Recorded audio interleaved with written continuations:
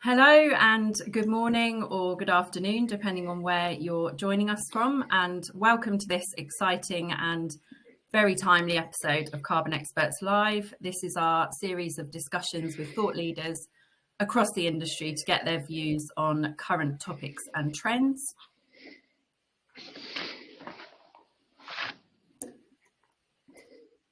I'm Laura and I'm part of the Sustainability Communications team here at One Click LCA. I'm really excited to host today's discussion.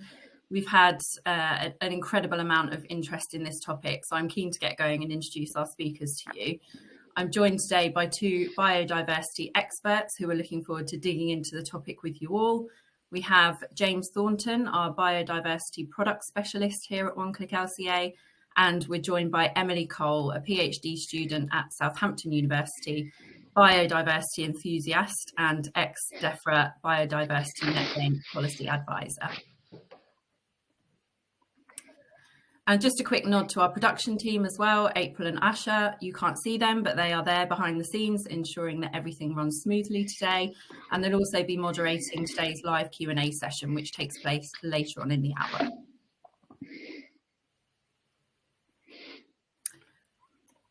So our topic today is preserving and promoting nature in construction. How can developers prepare for biodiversity net gain? So what can you expect from today? We're going to dive straight into the topic and why it's so important right now. Then James and Emily will be discussing biodiversity's impact on the industry, then what biodiversity net gain is, its challenges, and what the future with biodiversity net gain looks like. And then we'll close with a live Q&A where James and Emily will answer all of your questions. So don't forget to submit them into the chat, and that can be done at any point during the discussion. So without further ado, James, over to you. Great, thanks, Laura. As Laura said, I'm James, Biodiversity Product Specialist at One Click LCA. A brief background about me is I started my career at Mott MacDonald, working as an ecologist, primarily in infrastructure and energy construction projects, and then recently completed a master's degree in computing, which has led me here to One Click. Really excited to be joined by Emily. Emily is a PhD student at University of Southampton, and she's looking at the compatibility of climate change and biodiversity targets. Emily was also an ecologist and environmental consultant at Mott MacDonald, and then moved on to be a policy advisor for Biodiversity Net Gain with DEFRA. Thanks for joining us, Emily. And first question to you is if you could just give a brief background about your story and like your journey into how you got into sustainability and biodiversity. Yeah, thanks for having me. So I've always been interested in nature since growing up. So that led me to a zoology degree. Then after that, I thought I'd focus a little bit more on biodiversity and conservation specifically. So I went and did my master's at Southampton. And then straight after that, I went to Mott MacDonald and I was an ecologist. I was an environmental consultant. I switched between doing no net loss, biodiversity net gain, and also environmental impact assessments before just focusing completely on biodiversity net gain. And I thought, let's find out everything there is to know about this. So I joined DEFRA and I was in the biodiversity net gain team for 2 years, joining basically at a time when the Environment Act had just been put in place. So we were getting all the regulations ready. So it was a really exciting time. And then I thought, let's come back to academia and let's do my PhD, but bringing all of that kind of interest together. So focusing on climate change and biodiversity. That's how I'm here. Awesome, thanks. Let's just dive straight into it. I think it would be useful to start with is just define biodiversity as a concept and kind of set the scene. Well, we've also got biodiversity net gain. There are lots of other policies and frameworks springing up right now that it's making it a very hot topic. Could you define biodiversity for us in layman's terms?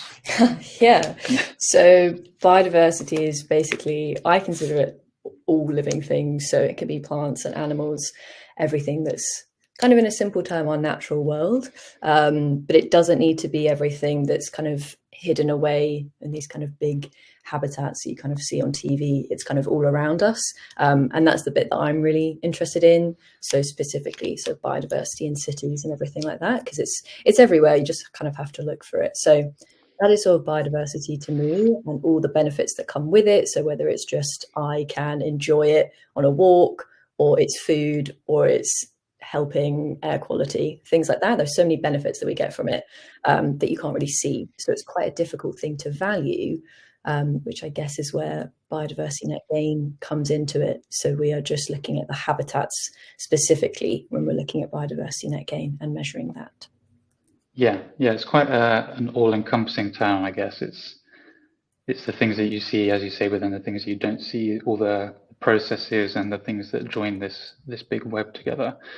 And like you said, really hard to actually quantify and measure with one single metric. Right now, I imagine most people who have joined this call are becoming acutely aware of biodiversity. It's kind of everywhere right now. There's, as we're here, Biodiversity Net Gain. There's Corporate Sustainability Reporting Directive in the EU, and then we've got these voluntary frameworks cropping up, like Task Force on Nature-Related Financial Disclosures, TNFD, Science-Based Targets for Nature. So yeah, it's there's a lot of awareness right now, and people are kind of getting to grips with biodiversity, but there's still a lot that's unknown. But as we hear about Biodiversity Net Gain, should we just dive straight into that? Because I would consider it quite a front runner in terms of how effective it is, especially now that it's becoming policy in England. So yeah, could you just give us a little overview of Biodiversity Net Gain as a concept, what it represents and what the goals are of the concept? Yeah, so it kind of stems from a very traditional view of, if you are developing and you are impacting habitat, the bare minimum that you had to do was at least put back what you had lost. So in terms of no net loss, just an equal playing field. You haven't lost anything if you haven't gained anything. The recognition now is that development is quite a leading cause of habitat loss and damage. So the policy itself is to recognize that, and recognize that we need to start putting back in a little bit more than just what we've lost. Because in terms of habitats and how long they've been established for, that value that they're giving the environment has been there for so long that if you just put back the exact same thing, it's going to take a lot of time to get back to that level. So if you put back in a little bit more, it's sort of like that safety net that you haven't ended up completely losing all of that value that was there before. So Biodiversity Net Gain is simply, you need to put back more value than was there before. The policy in England is 10% more, but in terms of measuring that, biodiversity is very difficult to value. So by using just habitats as a proxy, you can do a habitat survey, find out what is there. You can put it into a tool and it will tell you what this is valued at. And then it can predict, by what you're going to put back into the site when you're done developing, how much biodiversity value you'll have at the end of it. So it's quite a good comparison tool to see what you have before and after. And it's quite a useful tool to use with your design team to kind of see the value of biodiversity after your development. Yeah, and I think the word you used that's quite key is value. Like it's important to remember when we're talking about Biodiversity Net Gain that it's like we're talking about relative value, and that we're not measuring like absolute values or absolute metrics. Do you think it's fair to say that Biodiversity Net Gain is kind of like a framework for like promoting good actions more than like an absolute measurement of biodiversity? Yeah. So I think it's definitely not, if you just had this number, that is the number that you can use for everything, if that makes sense. It's like a good guiding value. So like I said before, biodiversity and the benefits that it gives us are quite hard to see unless you're walking around and you can kind of feel that benefit. So having something that at least just puts you in the right direction of, this habitat here is valuable, this habitat that may not look as beneficial is also valuable. So the key thing about biodiversity net gain is traditionally habitats that were maybe protected under law would be the only ones that would be protected or have some kind of weight behind them. With biodiversity net gain, every single habitat on that site is given this proxy value, which I think is a really positive step forward, because even if, like I said, if you think it doesn't look very valuable, it is now being given a sort of level playing field on this type of habitat. So that's like, I think, one of my favorite things about it. Everything is valued. But like I said, that value is not the like defining part of that. There's all the other things as well. So how those habitats work with the species on the site and how the habitats kind of work with the surrounding area. It's, like I said, a guiding principle. So you can see before you even develop, maybe we should avoid this site because it's so valuable. Maybe we should go to this other site because it's slightly less valuable. It's trying to help those really early decisions before you've even started developing and have to think about mitigation. Like, how can we avoid that in the first place? So I think that's the good thing about it. Yeah, I think what you said as well about the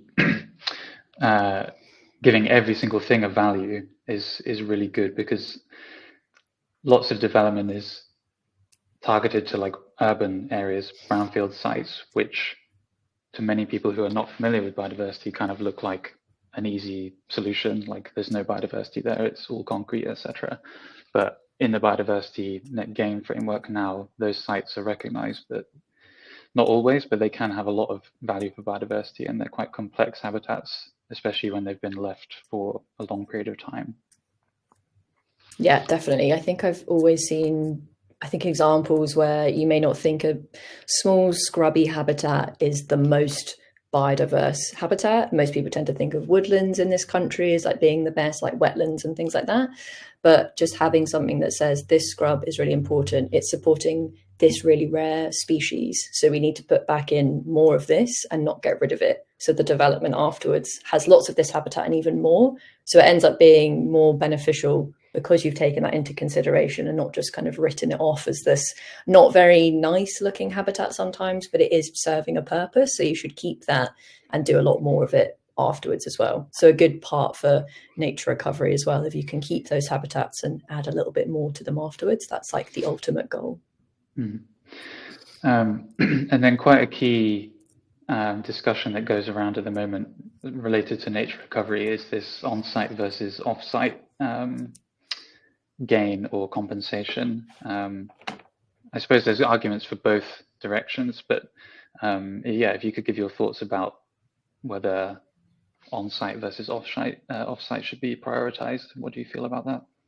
Yeah, I've always got a lot to say about this. In terms of on-site, for me, because this is a tool that is aimed at development, so it's not, so that's like its main purpose rather than just how can we get biodiversity into kind of everything. It's purely, let's start with the development first and address that impact.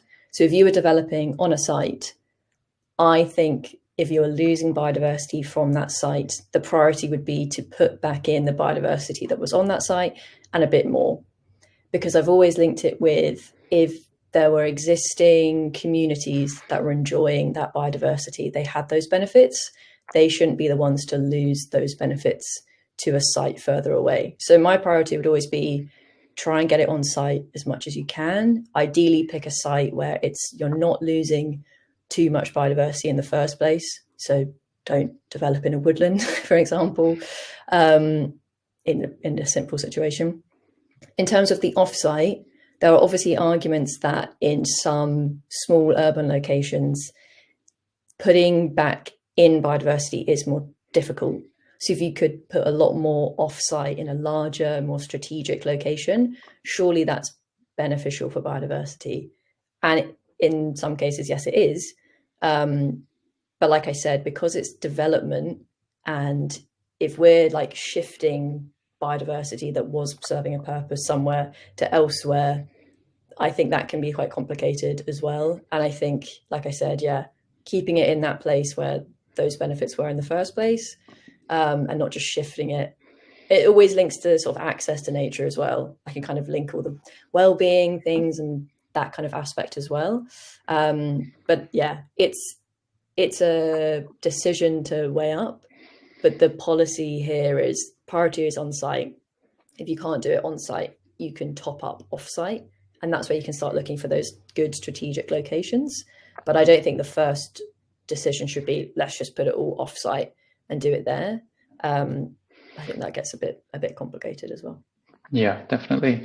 I think that's quite a good point that highlights why biodiversity is such a big topic right now, is because even though this policy is focused on biodiversity, there's all these connected unseen benefits that we all get from biodiversity, not even thinking about the species themselves. So prioritizing biodiversity net gain in these at the development site, especially in these urban environments, yeah, whole host of benefits, social benefits, well-being,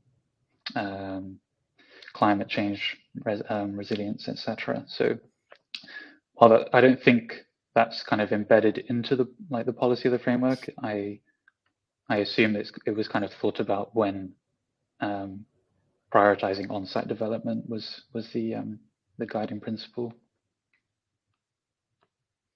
Yeah, I think in terms of the policy itself, it's biodiversity net gain with an intention of at some point going to environmental net gain. So incorporating all of those other aspects and how it links to air quality, carbon storage, all of that. That's like the long-term goal. But starting with biodiversity was sort of seen as, if we can do this, we can tag in everything else. So hopefully in the long term, it will be more of a, how does this contribute to tackling climate change and things like that, which I think is the ultimate long-term goal, is linking everything together, because there's obviously more recognition now that biodiversity isn't just the other crisis to look at. It's equally as weighted as the climate crisis, and you can't solve one without the other. So yeah, hopefully it becomes a bit more of an incorporated tool in the future. Yeah. So yeah, I feel like we've got a good understanding of biodiversity net gain right now. It would be good to talk about what this mandatory biodiversity net gain actually means, kind of who's affected, who should be thinking about it now.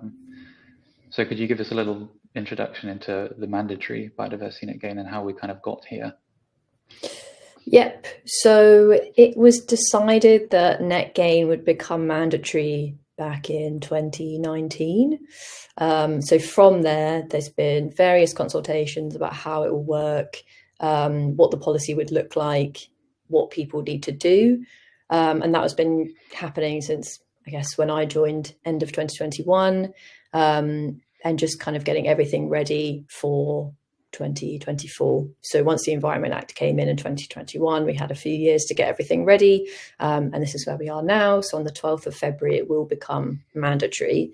And what that means is if you are a new planning application under the Town and Country Planning Act in this country, which is sort of the primary planning law, if you're not a major sort of nationally significant infrastructure project, most planning will come under Town and Country Planning.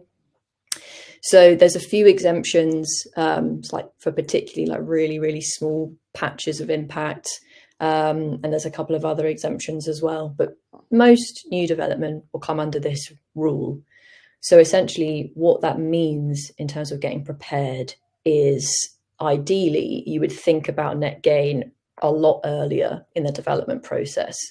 So traditionally it would kind of be, when it wasn't mandatory, it was sort of voluntary. People will kind of look at it as, oh, we need to now do biodiversity net gain. It's not really something you can do far on in the planning or design process, because once you've chosen a site, once you've done all of the design, it can be very difficult to then look at the value and say, I now need to magic up 10%. The point of doing it and having it so early on in terms of consideration is that, a little bit like I said before, you can use the calculation metric tool as a kind of decision making tool for different sites. So you can say, this one's really valuable, this one's less valuable, maybe we go for the less valuable one. It's trying to like get those conversations in really early on. And that's, I guess, how you can be the most prepared. So I think in terms of the rule coming in, There's lots of guidance out now on the government website. There's all the legislation is there as well, but the guidance kind of breaks it down into more understandable language. So I would just assume that if you're doing a new application, to be aware of it, and just kind of know what you need to do in terms of submitting alongside your planning application. So you'd have to have your calculation tool saying how valuable your site was at the beginning, how valuable you think the site will be at the end. And that kind of goes in as part of your planning application as well. Yeah, that definitely highlighted one of the key barriers to being prepared for this. Is I'm sure you'll agree with your background that it's kind of been like a bit of a box ticking exercise before, at least historically. It's often like yeah, as you said, very late in the design process, and then it creates this kind of us against them. Like biodiversity is seen as a like a barrier to construction, whereas what this is trying to do is, as you said, get it really early in the design phase, so that it's working with design team, with developers to promote good actions. And I guess like that's the main thing that needs to change really, is like a cultural shift. Something that I know Julia Baker, who's been heavily involved with Biodiversity Net Gain, talks about is like team biodiversity, or team Biodiversity Net Gain, which I really like. I'm a big fan of that phrase. And it's kind of putting responsibility on everyone involved in the design. They need to be aware of it, and there needs to be kind of like buy-in from people. Yeah, 100%. Like, I would, always echo what Julia says. I think, the cultural shift in terms of it can't just be the ecologist versus the design team. It's meant to be a way of how can you design a development that works for biodiversity, rather than we've designed something, we've now removed all this biodiversity, and now it's kind of seen as a burden to put it back in, or it will slow things down. It definitely doesn't need to be like that. It needs to be, let's design it from the outset with biodiversity in mind. And it's so much easier when you look at it that way. If you leave it to the end, it's going to be incredibly complicated. And the pressure on ecologists to kind of magic up these miracles for you is very difficult. I've been in that situation. I'd really prefer it if ecologists were kind of brought in from the beginning so they can help design. And the useful thing I've always seen is with the tool itself, although valuing biodiversity in this kind of proxy measure has its limitations, fully accept that, but having something that just demonstrates to someone who isn't from an ecological background how a certain habitat is contributing to that area is so useful in design making decisions. So you can get an engineer, you can get someone who is not familiar with these habitats on board from the beginning, because you can say, here are the habitats we have, this is their relative value on this site. Now, if you put in concrete or a building, you've now lost X amount of this value. And that is so much easier to demonstrate rather than sort of saying, please don't harm this habitat. You have something to go in with and kind of justify your decisions. So that for me has always been, that's how I've got people on side and got that buy-in, like you said. So I think it's a really important tool that way, just to think of biodiversity as something that we can all work with rather than working against it. Yeah, I think the habitat thing is really, really good, because it's, like you said, it's very tangible. Like, assuming you go at the right time of year, you can get your design team onto site and they can see and engage with these habitats that are on site, so they have a direct connection with the biodiversity. Whereas trying to communicate to a design team about like a small population of a certain species on site that they will never ever see, it's really hard to communicate that. But I think getting people on site as early as possible, and everyone just engaging with it is really, really key. Yeah, having those conversations as early as possible, and seeing it, not just maps, sort of do the maps, take people out to see it, is always a win in my eyes. Yeah, and I think something that we did touch on as well is like how this this the goal for this overarching like environmental net gain is going to be a big thing, because two words that people will probably start seeing a lot more if they don't already is like impacts and dependencies. People need to start realizing, if they don't already, that you have impacts on biodiversity, but you also have dependency. So you could, as an example, like retaining some habitat on site or creating a new habitat for like sustainable urban drainage could be a lot cheaper and a lot more beneficial to biodiversity than creating something out of concrete to handle your drainage, etc.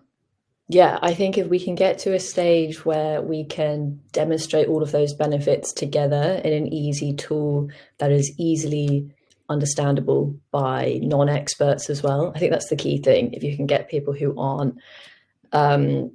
haven't got an ecology and environment background on board with something that kind of demonstrates, like you said, if you put in more sort of natural habitat, natural solutions, like nature-based solutions, that will always be cheaper in the long run. Just like further down the line, I'm always going to be like, we don't need any more concrete. Let's just try and get in nature where we can. So yeah, having something that demonstrates all of that is going to be so helpful, because yeah, with the impacts and dependencies, everything you do is going to have an impact on something else. So I think understanding how it all links together will be complicated to do in a tool, but hopefully there'll be something that we can learn from this and we can bring it all together in a simple format. Yeah, definitely. So I think we're kind of leaning in towards what we would like to see for the future, so we could continue down that road for now. How do you see biodiversity net gain? Like, do you see it becoming this thing, environmental net gain, as one tool, or do you see kind of interconnected, like different policies and different frameworks that sit neatly together? So we always have biodiversity net gain, and then you have these indirect impacts assessed in a different way. I think for now, because it is such a major change in planning, and that's how this is being pushed forward, is through planning.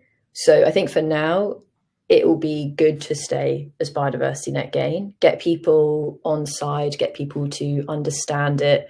Because from where I am, you can kind of assume lots of people know what it is, but there's still lots of people who have never had to do biodiversity net gain before, who are less familiar with it. So once we get more people on side and more familiar with it, I think then we can learn from the policy itself. That's normally what happens with new policy, is things will happen. It won't be smooth sailing from the beginning, but that's how we learn from it. And through monitoring it, we can tweak things.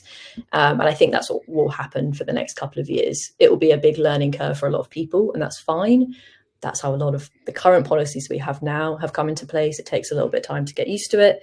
And then from there, I think we can build on it and go into keeping it all together. But I think for now, it will be biodiversity net gain is a new thing for planning. People can start to understand the links with the other policies. As well, if you're achieving biodiversity net gain, you're naturally ticking up a lot of the other policies that a local authority will want to see in terms of like nature-based solutions, sustainable urban drainage, things like that. So it already ticks a lot of the boxes without even thinking about it. So I think maybe hopefully something will bring that all together, so somebody doesn't need to kind of see how it all links magically. It will just do that. Yeah. But I think for now it will just be the let's get it going and kind of learn from it, and then see where we can tweak it. Yeah, that's also one of the great things about this habitats focus, is like we don't really need to be focusing on absolute metrics right now. Like the benefits come with the positive actions, even if you don't necessarily see and measure it all. Like if you do these positive actions and you create habitats and enhance habitats, like good things will happen. So yeah, that's the key thing right now. And I guess one final question about this is, you're probably a little bit biased, but do you see biodiversity net gain being adopted in other countries, or like do you see it as, is that something you want to see? Do you think it's going to go that way? Yeah, I do, and I hope it does. So I used to have lots of conversations. I used to focus primarily on the metric tool itself, and we would have conversations with other countries who were really keen to adopt it in their country. They just kind of saw it as, this is a really simple tool. It's better than what they had, in that kind of, like I said, moving away from that traditional, we'll just clear a habitat and maybe we'll put back in a couple of trees. It needs to be putting back in what you've lost or better. And that was something that they were really keen on doing, obviously just adapting it for the habitats in their specific country. And having those conversations was just really motivating and inspiring to see that it was being picked up already.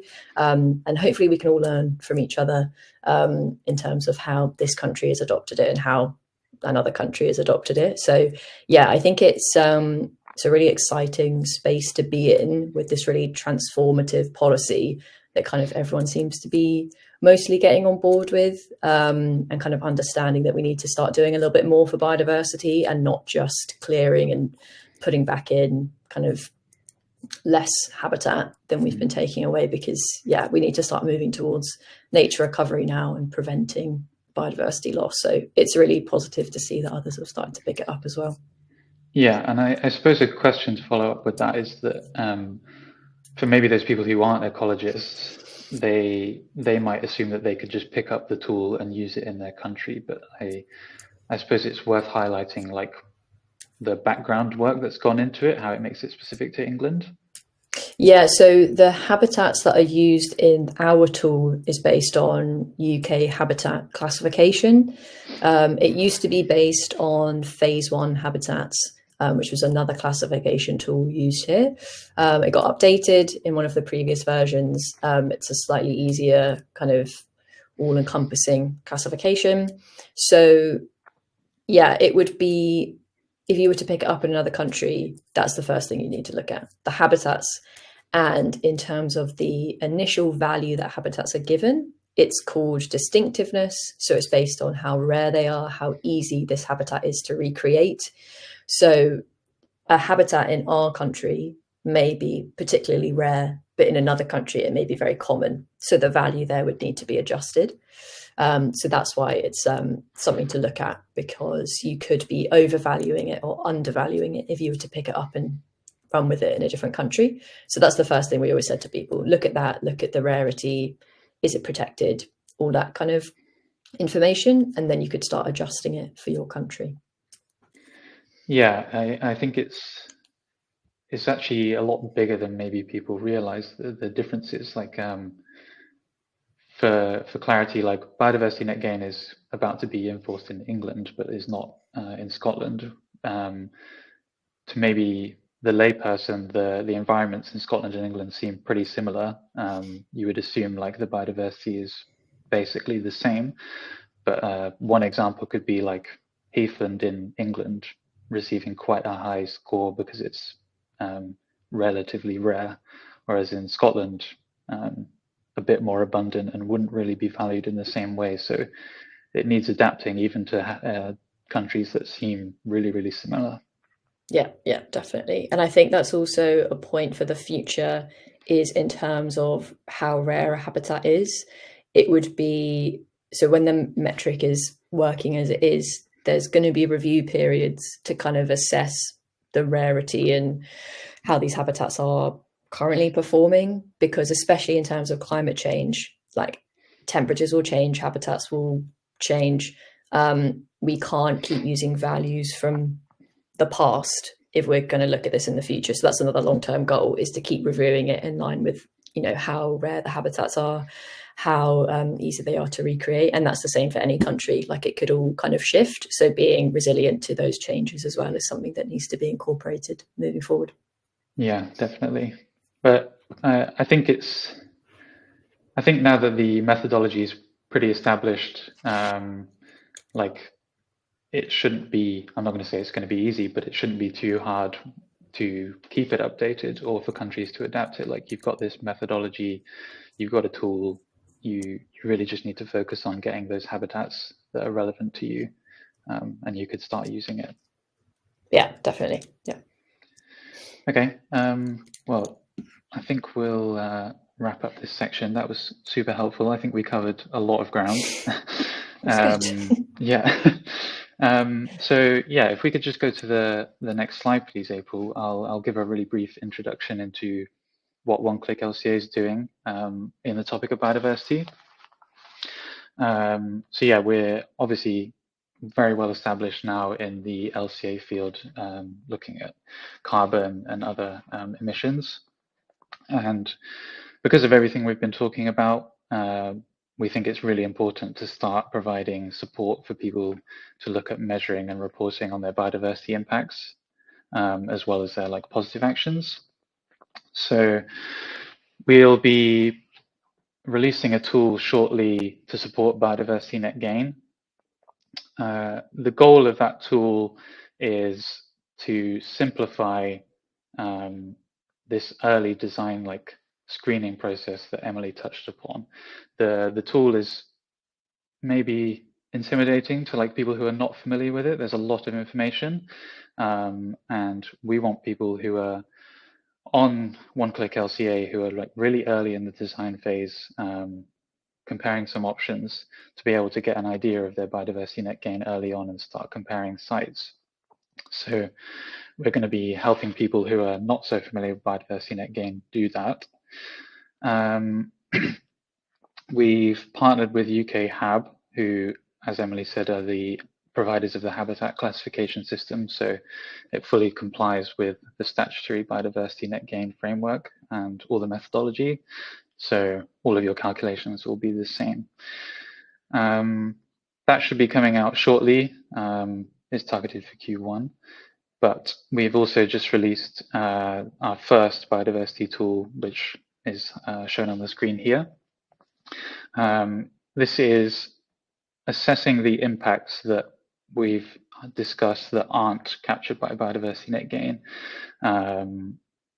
Biodiversity net gain is really fantastic for the direct site impacts and getting positive outcomes there, but there are these whole indirect impacts that occur, especially with the supply chain and construction. It's a massive driver of biodiversity loss, particularly land use change and climate change. So we've got this tool that's available now that provides an estimate of the global biodiversity impact from your supply chain. So you can do a new assessment, or you can use your existing LCA data, and at the end of it, you get an idea of hotspots in your supply chain, so particular materials that are potentially really impactful, and the results are presented as a single unit, like a single number, so it becomes really intuitive to then compare across either individual products. You can compare them directly, or you can compare your designs and start making changes. It also reflects positive impacts in the sense of recycling or reusing materials is positively reflected in this by reducing your score, your biodiversity impact. And the graph on the screen is just an example of one of the outputs. For those who are familiar with One Click LCA, you'll be familiar with this graph, but this is categorizing the materials by type, and then showing you a nice graph of which ones are the biggest contributors. The tool contains a lot of impact categories, but they're broadly under the categories of climate change, pollution, and resource use. Resource use in this case being primarily water use. Land use is not captured through this tool, as we have the Biodiversity Net Gain module coming soon. I think that's a good summary of the tools. I believe we have a lot of questions, so we can move on to that if that works. Yeah, thank you, James, and thank you, Emily. That was a really captivating 25 minutes, so thank you for that. I'm just going to jump in quickly to give our audience the chance to let us know if you're interested in finding out more about One Click LCA's biodiversity tools that James was just talking about there, or any of the other solutions that One Click provides. So if you're joining us in Livestorm, you should see the question appear on your screen now, so you can go ahead and let us know there. If you're joining from LinkedIn, do drop a comment in the chat and we'll capture that and make sure that we get in touch shortly. But yes, we do have a lot of questions to get through, so let's move on to that section. We'll hand over to the audience. We'll get some questions up on the screen. Please drop them into the questions box if you haven't already. So that's the questions box in Livestorm or the LinkedIn chat if you're joining us there. So, okay, our first question to you both then is, 10% biodiversity net gain focuses on direct operations, excluding value chain impacts. Besides land use, how are other biodiversity loss drivers like pollution or water stress addressed? Do you want to go, Emily, or shall I? I was just going to start. So primarily it's just looking at whether the habitat has been lost or whether you're keeping habitats on site and you're enhancing them. So it's mainly to do with that. And obviously other things around biodiversity net gain, like whether there's pollution or water stress surrounding, that can be incorporated into the planning application, but it wouldn't go into the biodiversity net gain calculation specifically. It's very much on direct habitat loss. If there's anything else you want to add, James, but I think that's... No, I think that was, very clear. I think the point is that these things should be looked at, like you said, within the planning application, but they're captured through different assessments, and it's not quite at the point where we can capture all of those in biodiversity net gain. Yeah, like the key thing as well about the policy is there are obviously those existing regulations and environmental legislation in place. Those things that cover things like pollution and water are still considered. Biodiversity net gain is in addition to all of those existing environmental legislation and regulations that you have to consider in planning. This is something else to consider. So it's not replacing anything. It's something else to do. Good, thank you. Okay, next question for you both. Is there research on plants most affected by rapid climate change? And instead of like-for-like replacement, are there studies on selecting more resilient species for anticipated new climates? I'm not aware of studies, but I know, particularly in urban environments, ecologists are starting to recommend more climate resilient species. Especially where it's in a case where you're not really having to directly replace lost like native biodiversity. If you have the opportunity to go above and beyond and plant new species, that's really good for climate resilient species, particularly on things like green roofs. And Natural England have been researching about carbon storage potential of different habitats. So as Emily touched upon before, like we think that's probably going to be something that will happen in the future, where you have this more integrated assessment that has biodiversity net gain, that values it for biodiversity and things like carbon sequestration and climate resilience. But at the moment, it's kind of on a development by development case.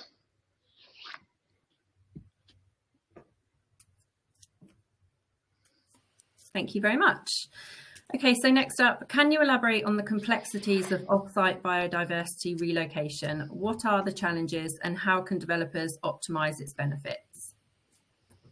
I can start with kind of what it means for the calculation.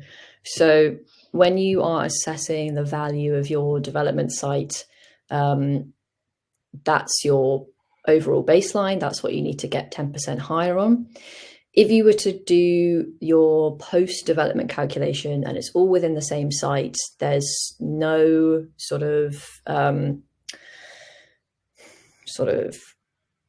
value that can be kind of taken down from that. When you're calculating habitats in the post-development stage, you have to consider things like how long it takes to create, how difficult it is to create. That's standard for all post-development creation. The additional factor or complexity when you're looking at the off-site location is that dependent on how far away that location is from your development site, there will be an additional multiplier, so additional part of the calculation that's taken into consideration. So ideally, you want your off-site location, which is basically anywhere outside of your development boundary, to be as close as possible to your original site. The further away it goes, the less value you could get for your new biodiversity created. So that's why the sort of the complexities of, if I was to go really far off site and this is a really large, strategic, well-connected location, I'm still getting slightly less because it's all compared to how far away that is from your development.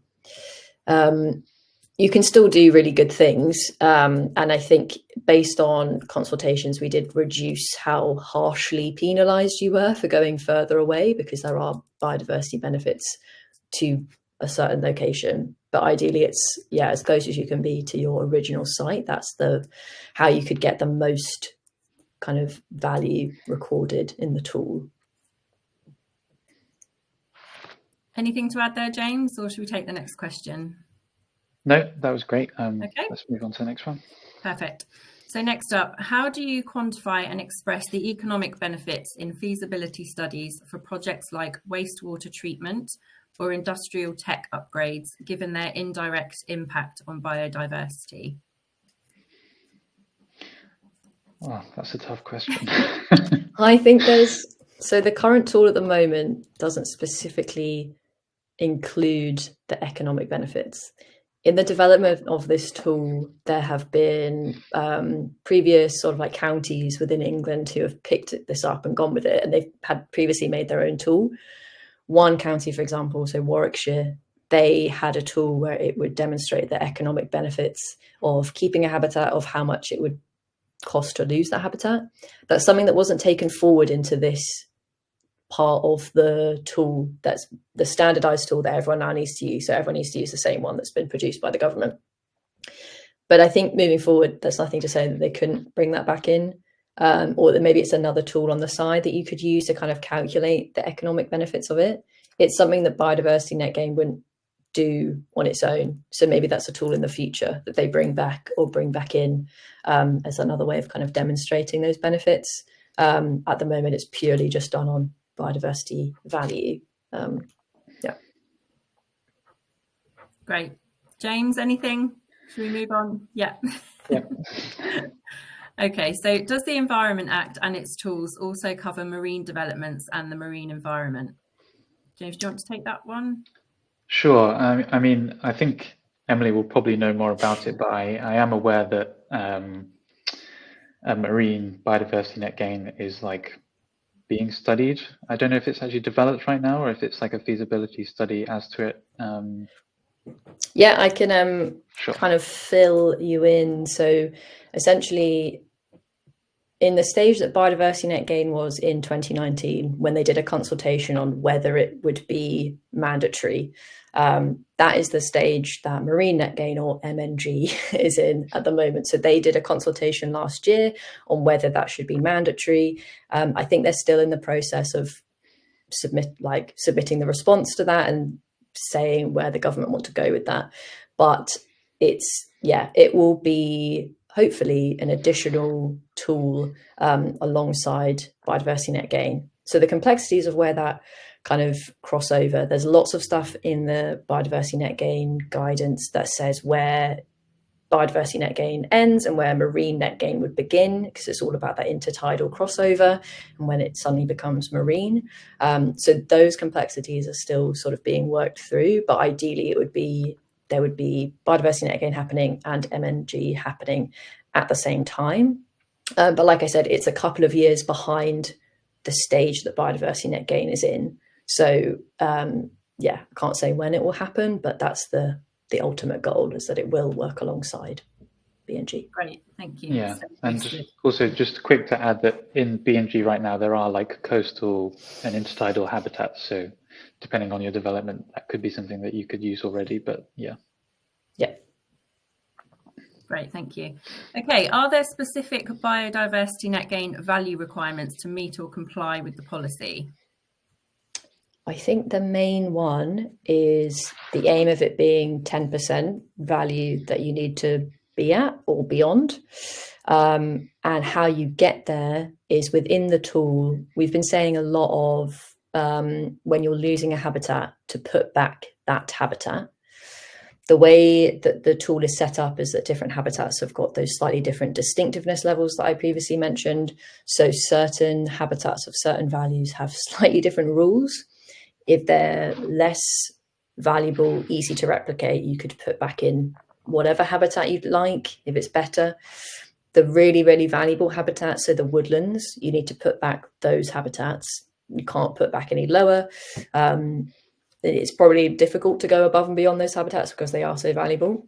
So that's just something to be aware of. You can't just have a site that's mixed of sort of grass and woodland pond and then put back in super valuable woodland, because those other habitats need to be considered. So it's about maintaining the site how it was and just going a little bit better, not completely changing the site for a numbers situation. So you have to kind of follow those rules of what type of habitat you can put back in. But from there, you can be quite flexible with what you do. Great, thank you. I think we've got a handful of questions left, so we'll get to those. And anyone who doesn't have a question answered, we will be distributing the questions and answers afterwards, so don't worry. Are there established working groups of engineers and ecologists focused on defining each other's requirements and identifying key opportunities? Yeah, I'm not aware of any. It sounds like a great idea. I think, yeah, I think it happens on a project by project basis within the development, but yeah, a working group certainly sounds like a good idea to me. I think it's, yeah, on the project basis, it just needs buy-in from people like we discussed, and architects and landscape architects working very closely with ecologists and environmental professionals, because lots of the work that a landscape architect is doing is going to be actually really similar to Biodiversity Net Gain. It's just not using the same language right now. So those two people need to be working really close together.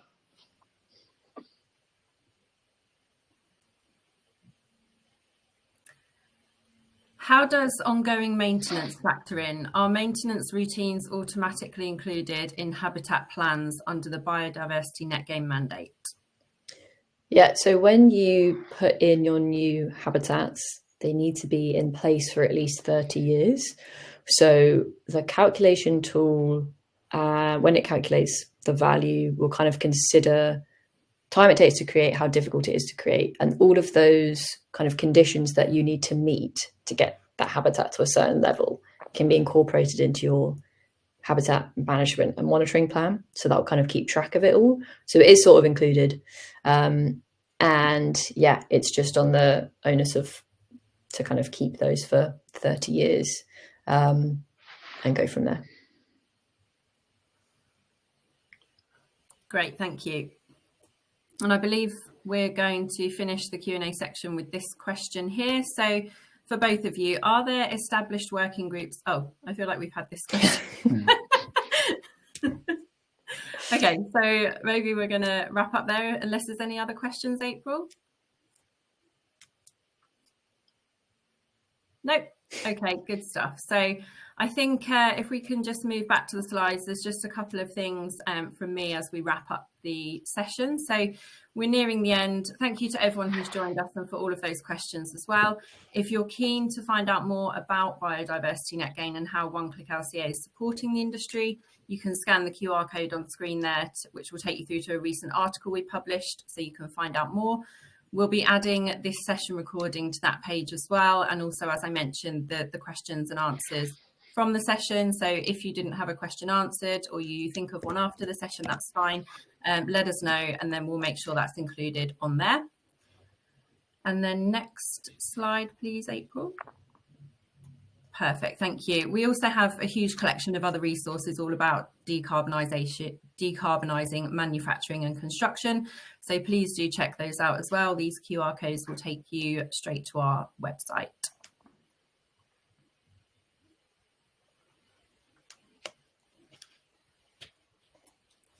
And the final couple of things from me as we wrap up, feel free to connect with our speakers on LinkedIn or via email. They're more than happy to continue this conversation with you. And if you'd like to get in touch with One Click LCA, you can see our contact details there on the right-hand side of the screen. Next slide, please, April. Thank you. And finally, if you enjoyed today's session, I do highly encourage you to keep an eye out for the upcoming episodes of Carbon Experts Live. Our next episode takes place on the 5th of February. We'll be chatting to David McLean, who is the founder and president of McMac CX, all about how architects can maximise financial returns whilst meeting aspirational environmental and social impact goals. So you can find all the details about that and how to register on our website. Thank you again to everyone who attended today. Thank you again to Emily and James for that really enlightening topic coverage, and we'll see you all again soon. Thank you.